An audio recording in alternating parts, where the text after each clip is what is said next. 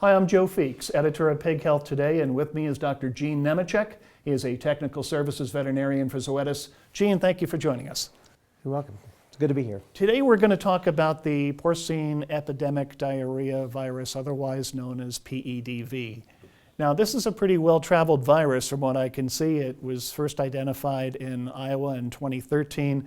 It has since been seen in everywhere from California to New England, and I guess you've had your share of it in your home state of North Carolina as well. That's right. There's been quite a bit of it, and although it started in the Midwest, it did make its way to North Carolina pretty quickly and then spread through the state pretty well.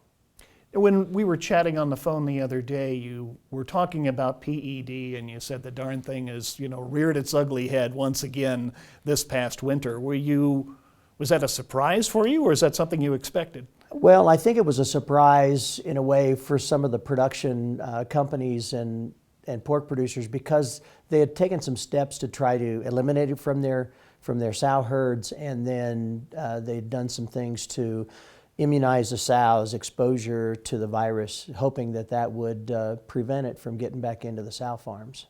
Now, you also said that there's a better chance today of it spreading. Could you explain that?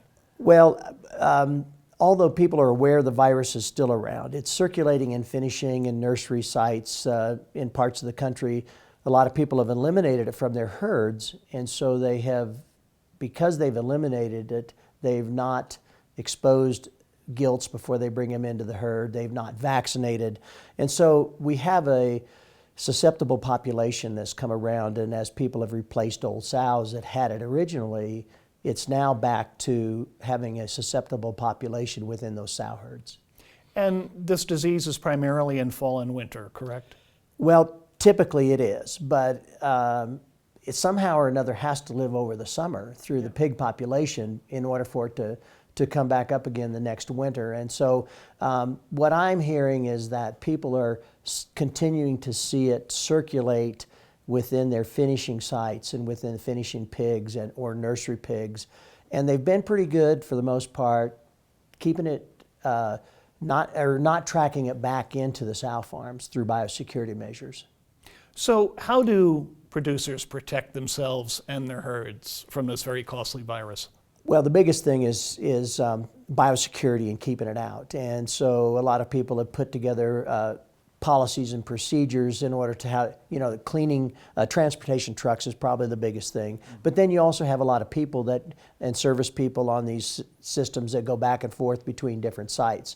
So that virus is a very hardy virus. It doesn't die off real easily in cold weather.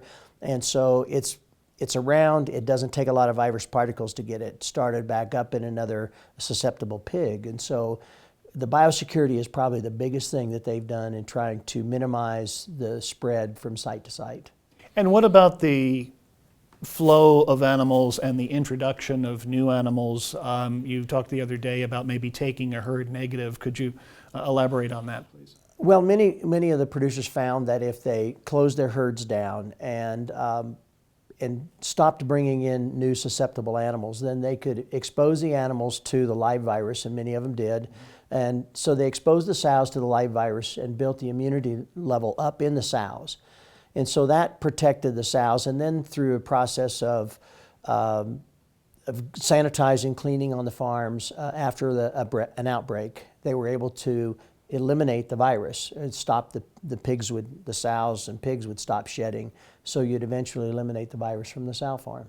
And when you talk about exposing the animals to the virus, is it just through contact with the other animals, or is there a situation where you are proactively exposing them? It's a proactive method, and what they've done is they've harvested the virus from the pig, usually take the baby pigs that are in the process of dying, and then they're harvesting those intestines, and the virus is in very high numbers in the intestines. So then they take an active part in exposing the sows to orally feed back that virus into the sows to make sure that they've all been exposed so that they all build a good immunity. And then once that's done, then they start having pigs and their colostrum will save the pigs. So actually adding the virus to the feed. Yes, right. Or top dressing it onto the feed, or just making sure that every animal gets exposed to that. So sort of fighting fire with fire, That's right, that's the yes. strategy?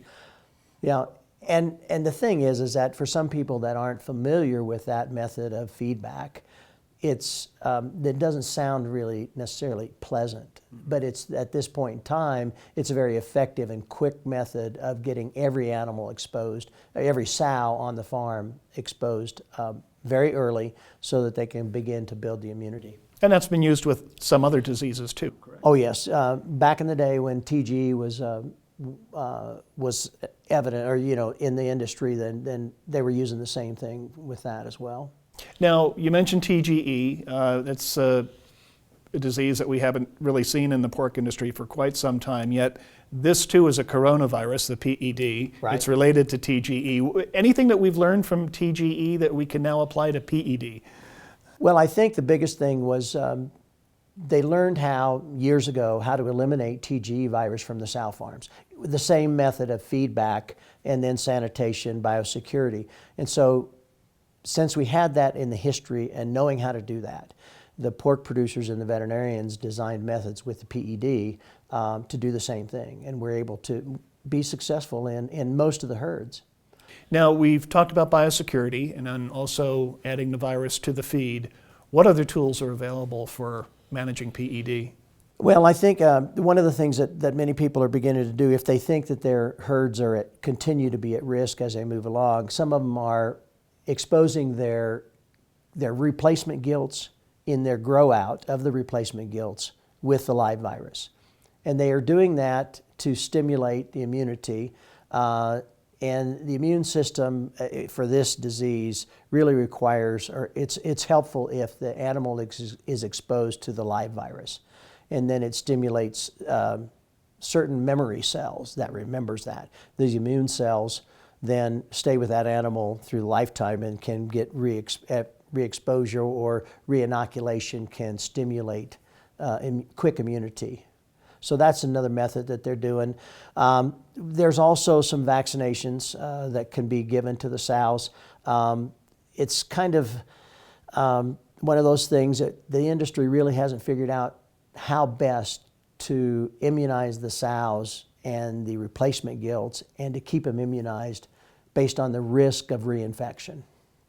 And so where do you draw the line with all this? Because obviously it's a very costly disease, but vaccines can also add up, especially when you start combining them with vaccines for PRRS and PCV and other diseases. What's the economic threshold for PED? When do you decide that vaccines might be necessary? Well, I think each producer has to kind of assess their risk. And then based on history, usually when PED gets into a sow farm, it's 3 to 5 weeks worth of pig losses. And so most people can put an economic value to what 3 to 5 weeks worth of pig losses means to them. And so then they'll have to go back and look at what is the cost of implementing a feedback program with replacement gilts, because you have to keep them isolated away from other animals. You don't want to re-expose a lot of pigs to the virus again. And then looking at the cost of the vaccine. And also, one of the things that we haven't figured out yet as an industry, I don't think, is when is the best time to vaccinate the animals? Is it only during the high-risk areas of the wintertime, or is it year-long? And do you do it if you're an isolated herd way out in the middle of nowhere? But if you're in a pig-dense area, it might be different. So I don't think as an industry we know yet how PED is going to act within these systems, how often they're going to be exposed, how often it's going to hit herds. And I think we'll learn more as we go along. But it's still, in some of these herds that I saw in North Carolina this past winter, that they thought they had previously exposed the animals, the sows, when they broke again with a virus, and then they continued to spread to different sow farms, they still had pretty heavy losses, 3 to 4 weeks worth of pig losses, and they weren't really expecting that. So what have we learned, if anything, from the 2016-2017 winter going into 2017-18? Well, I think some people have realized that their inoculation of replacement gilts may not be enough to protect the herd because With the live virus. And so some have gone in and vaccinated sow farms to prevent if they're in close proximity to other farms that are breaking. And so I think it's one of those things that as we move along from year to year, we're going to learn more. One is how long does immunity last in the animals? What are some better ways for biosecurity? Maybe we have to vaccinate in different ways to protect herds at different times of the years. So I think we'll have to learn that as we go. I really don't think the industry knows yet how best to do that.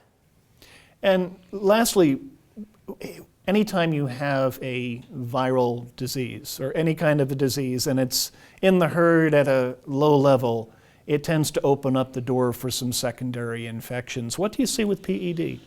Well, PED it really is not really devastating in the grow out.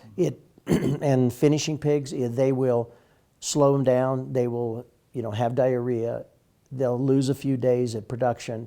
But those pigs, the death loss is not high. It'll impact the performance, but they do go ahead and finish out. It's when it gets back into the sow farm and you get exposure to baby pigs is when it's still an issue. We haven't figured that one out. We haven't solved that yet. So we're hoping that the previously exposed sows would build quick immunity and protect a lot of pigs, but it didn't necessarily happen from what I'm hearing from the production teams. Well, it doesn't sound like a quick fix, and I imagine it's really important for producers to stay in close touch with their veterinarians regarding this disease. And I think because it's a moving target. Right, and as we go along, I think we're going to find out more about the immune system and how to best,